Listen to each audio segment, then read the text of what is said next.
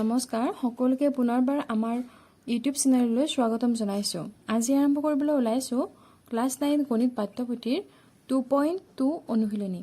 So 2.1ত আমি পাইছিলোঁ বহুপদ।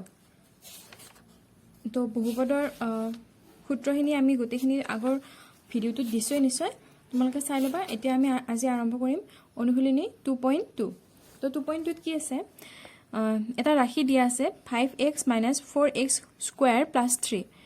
এই বহুপদটোৰ মান নিৰ্ণয় কৰা যেতিয়া এক নম্বৰত দিছে x = 0, অৰ্থাৎ x = 0 হ'লে ওপৰৰ ৰাশিটো ওপৰৰ বহুপদটো আমি বহুপদটোৰ মান নিৰ্ণয় কৰিব দিছে। আৰু 2 নম্বৰত দিছে x = -1, x = 2। তো এতিয়া চাওঁ আমি 2.2 এক নম্বৰটো কৰি দিছোঁ।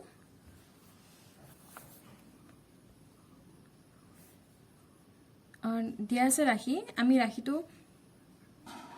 px বুলি ধৰি ল'ম। এতিয়া লিখিম সলিউশন px, ৰাশিটো লিখি ল'ম বহুপদটো 5 ধৰা হ'ল, ওপৰত লিখিম ধৰা হ'ল px = 5x - 4x square plus 3। এতিয়া আমাক নাম্বাৰ 1ত কি দিছিলে x = 0। তো এনেকৈ লিখিম এক নম্বৰত x = 0 হ'লে তো px ৰ মানটো আমি 0 দিম, সেইবাবে p 0 দিম আমি, ঠিক আছে। তো এইখিনি আমি x ৰ য'ত য'ত x আছে আমি তাৰ মানবিলাক তাৰ ভেলুটো পাতি যাম 0। তো 5 × 0 - 4x স্কোয়াৰ আছে 0 হোল স্কোয়াৰ প্লাছ 3। নেক্সট হ'ব 5 × 0 0 - 4 0 স্কোয়াৰ 0 × 0 প্লাছ 3, অৰ্থাৎ প্লাছ 3, অৰ্থাৎ x = 0 হ'লে আমাৰ px ৰ মানটো কিমান হৈ যাব প্লাছ 3। এতিয়া 2 নম্বৰ কণ্ডিশ্যন মতে আমাৰ কি আছে x = -1। তো লিখিম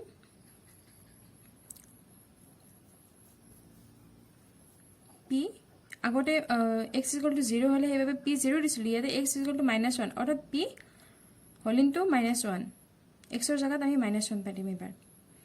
5 × -1 - 4 × whole into -1 whole square plus 3,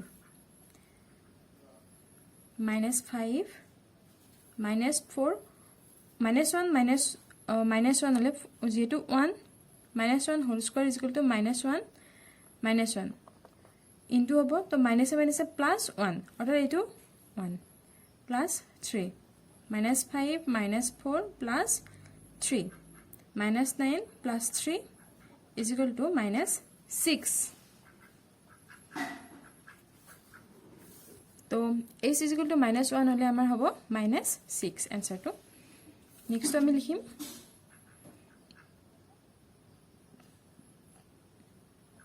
x = 2 হ'লে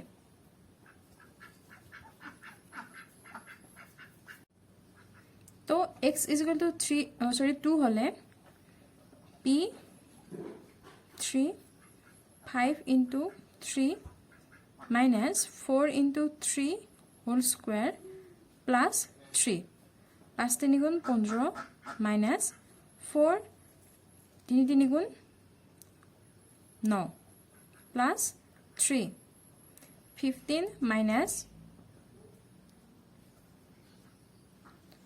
9 = 37 প্লাছ 3। তো এইটো যোগ হ'ব 15 যোগ 3 = 18 -36। তো এনসাৰটো হ'ব -18। তো ইমানে, বহুতে ইজি হয়। সৰি, ইয়াতে x = 2 আছিলে, মই পাতিলোঁ x ৰ মানটো 3। তো ঠিক আছে, এইটো x ৰ মান 3 টো এক্সট্ৰা বুলি ধৰি লোৱা। তো আমি লিখি দিম x = 2 হ'লে কি হ'ব। তো x = 2 হ'লে হ'ব p2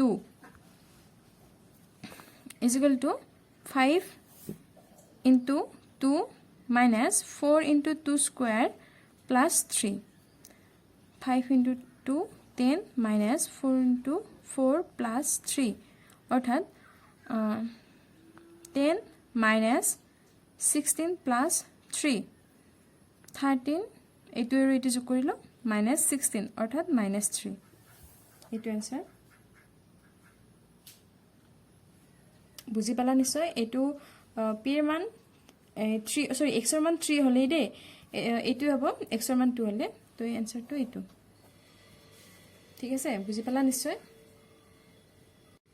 এতিয়া কোৱেশ্চন নম্বৰ 2 চাম কোৱেশ্চন নম্বৰ 2 ত আছে তলৰ বহুপদবোৰৰ প্ৰত্যেকৰ বাবে p0, p1 আৰু p2 ৰ মান নিৰ্ণয় কৰা py টো দিয়া আছে y square minus y plus 1 অৰ্থাৎ y এৰ মান আমি কি বহাব লাগিব 0 বহাব লাগিব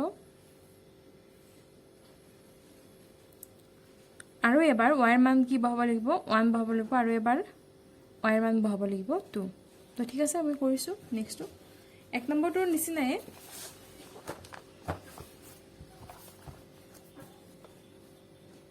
তো এক নম্বৰটো দিয়া আছে py is equal to y square minus y plus 1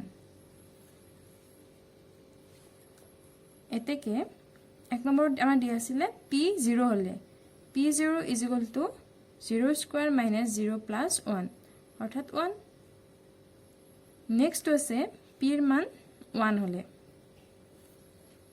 1 square minus 1 plus 1 is equal to 1 minus 1 plus 1 1 1 cancel গল যেটো এটা মাইনাস এটা প্লাস আছে থাকি গল 1 p এর মান 2 হলে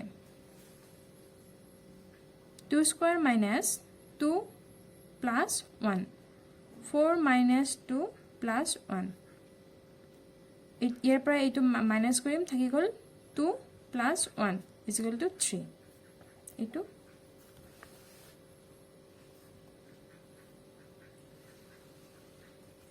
নেক্সট 2 নম্বৰ আছে p t is equal to 2 plus t plus 2 t square minus t cube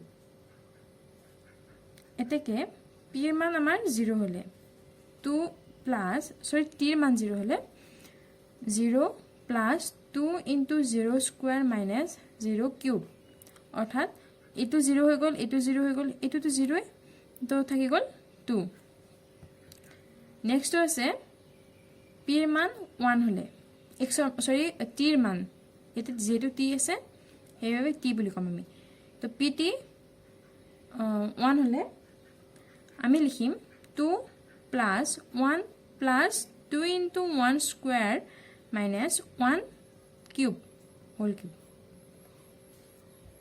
এতে হব 2 plus 1 plus 2 minus 1 1 1 cancel থাকি গল 4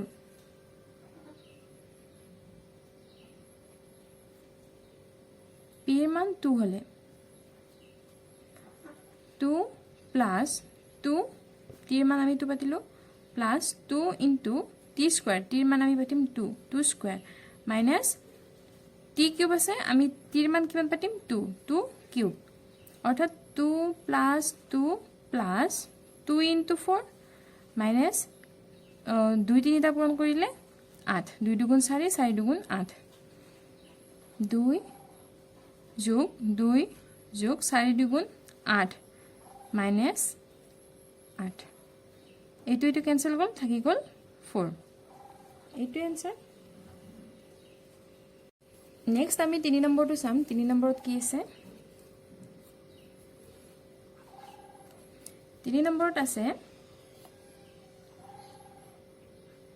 p x is equal to x cube এতেকে p 0 হলে 0 cube অর্থাৎ 0 p 1 হলে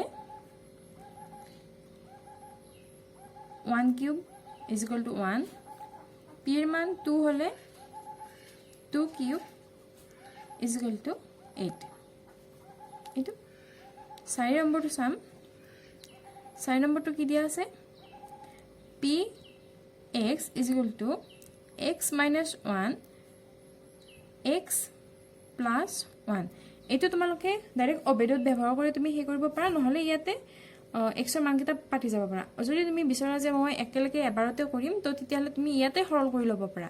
তো আমি ইয়াতে সৰল কৰি লওঁ। তো এইটো আমাৰ অবেদত পৰি আছে a minus B whole into a plus B. তো এই সূত্ৰটো হ'ব a square minus B square, অৰ্থাৎ X square minus B square. বিৰ জেগাত আছে 1 আৰু এৰ জেগাত আছে এক্স।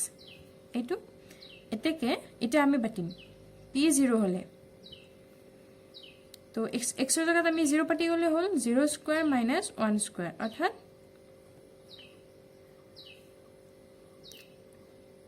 0 মাইনাছ 1 অৰ্থাৎ মাইনাছ 1।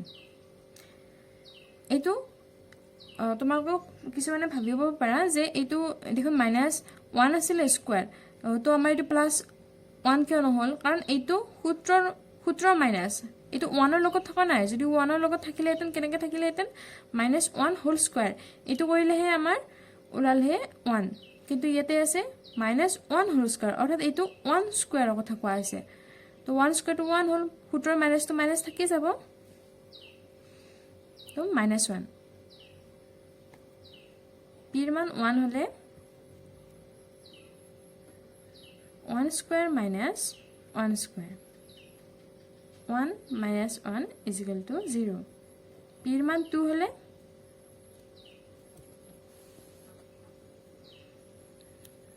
হ'লে হ'ব 2 স্কুৱাৰ মাইনাছ 1 স্কুৱাৰ, অৰ্থাৎ 4 মাইনাছ 1, অৰ্থাৎ এনচাৰটো হ'ব 3। বুজি পালা নিশ্চয়? এতিয়া কুৱেশ্যন নম্বৰ 3 লৈ আহোঁ।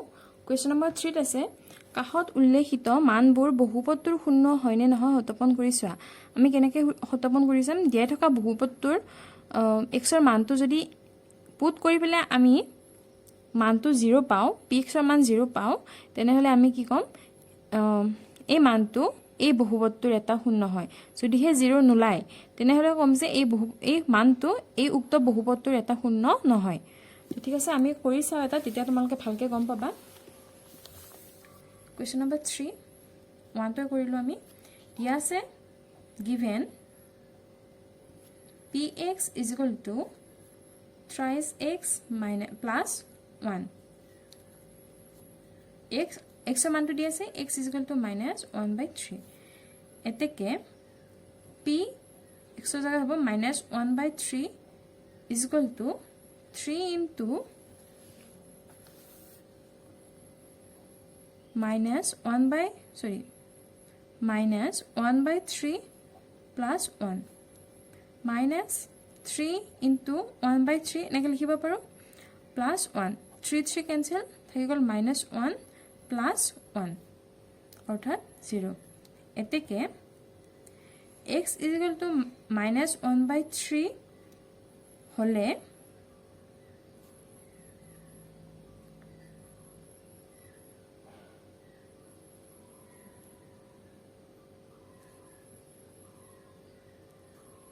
বহুপদটোৰ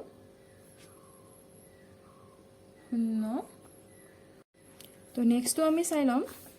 বুজি পাইছা নিশ্চয় এইটো? তো নেক্সটটো চাই ল'ম। নেক্সটটো আছে P x is equal to 5x minus পাই, আৰু দিয়া আছে এক্সৰ মান এক্স ইজ ইকুৱেল টু 4/5। তো এতিয়া চাম given px is equal to 5x minus pi, এতেকে px এর মান তুমি 4/5 is equal to 5 into 4/5 minus pi। 5 cancel হল, থাকি গল 4 minus pi। যেহেতু আমাৰ x এৰ মান 4/5 পাতাৰ পিছত আমাৰ মানটো বহুপদৰ মানটো আমাৰ 0 ওলোৱা নাই, সেইবাবে এই মানটো এইটো এটা বহুপদৰ শূন্য নহয়। তো আমি লিখিম এতেকে x is equal to 4/5 হলে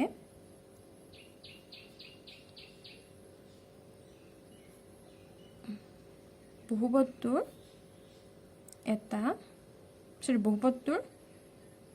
শূন্য নহয় ইমানে question number 3 আছে px given বুলি দিবা মই ডাইৰেক্ট আনসাৰ পাতিছো given px is equal to x square minus 1 আৰু দিয়া আছে x is equal to 1 আৰু minus 1 এনেকৈ দিয়া আছে তো যেহেতু ইয়াতে দুটা মান দিয়া আছে আমি দুটা মান পুট কৰি পেলাই আমি পৰীক্ষাটো কৰিব লাগিব প্ৰথমবাৰ কৰিম p x ৰ মান আমি 1 পাতি পেলাই কৰিম is equal to 1 square minus 1 is equal to 1 minus 1 is equal to 0 আকৌ again p x ৰ মান আমি minus 1 পাতিলে minus 1 whole square minus 1 minus 1 minus 1 plus 1 minus 1 is equal to 0 এতেকে x is equal to 1 comma minus 1 হলে বহুপদটো শূন্য হয় এইখিনিয়ে ঠিক আছে আমি এটা কোৱেশ্চন নম্বৰ 3 বাকি কেইটা চাও বাকি কেইটা তোমালোকে পাৰিবাই নিশ্চয় এতিয়া মই ক্লাস question number 6 to আৰু question number 7 to কৰি দিছো যেহেতু x ৰ মান কেইটা অকমান বেলেগ ধৰণে দিয়া আছে ঠিক আছে চাই লোৱা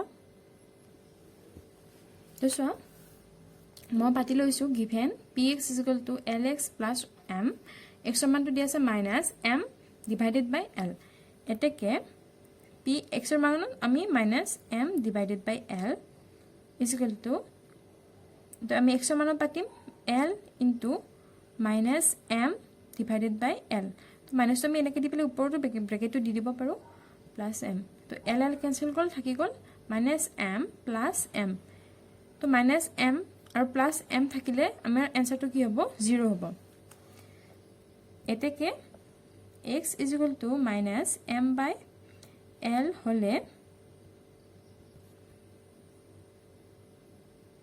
বহুপদটো শূন্য হয় তোমালোকে ভালকে যদি বুজি পাই আছা ভিডিওটো এটা লাইক কৰি দিবা আৰু চেনেলটো সাবস্ক্ৰাইব কৰি লবা যিসকলে এতিয়ালৈকে সাবস্ক্ৰাইব কৰি লোৱা নাই আৰু আগতে সাবস্ক্ৰাইব কৰা বিলাকক অশেষ ধন্যবাদ এটা কোৱেশ্চন নম্বৰ 7 টো চাই লও দিয়া আছে px is equal to thrice x square minus 1 তো x ৰ মানটো আমাৰ দিয়া আছে minus 1 divided by root 3 আৰু এটা দিয়া আছে 2 divided by root 3 এতিয়া আমি x ৰ মান প্ৰথমতে কি পাতিম minus 1 divided by root 3 is equal to 3 into minus 1 divided by root 3 এইটো whole square যেহেতু square আছে x ৰ ওপৰত minus 1 তো 3 into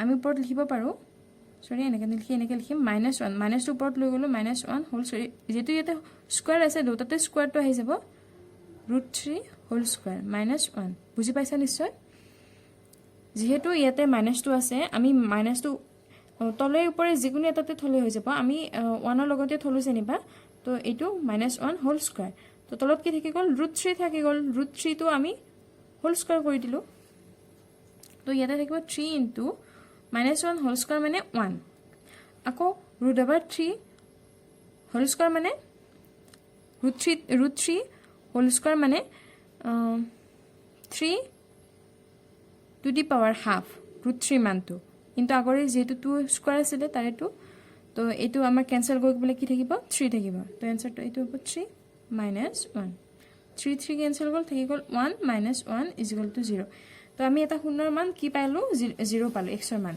তো তাৰ পিছত আকৌ এটা দিয়া আছে x ৰ মান again p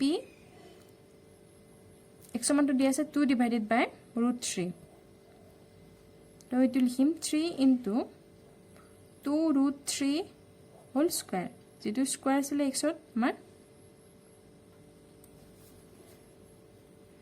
-1 3 into 2 স্কয়াৰ হলে 4 3 root over 3 whole square হলে 3 minus 1 3 3 cancel go থাকি গল 4 minus 1 is equal to 3 অর্থাৎ আমি কি বলি লিখিম x is equal to 1 divided by root 3 হলে বহুপদটো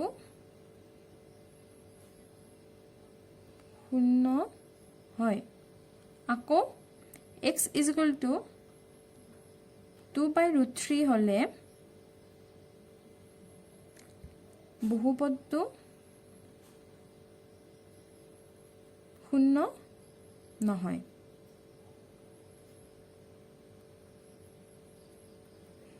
তো ইমানে বুজি পালা নিশ্চয় নেক্সট ভিডিওত আমি কোৱেশ্চন নম্বৰ 4 to 4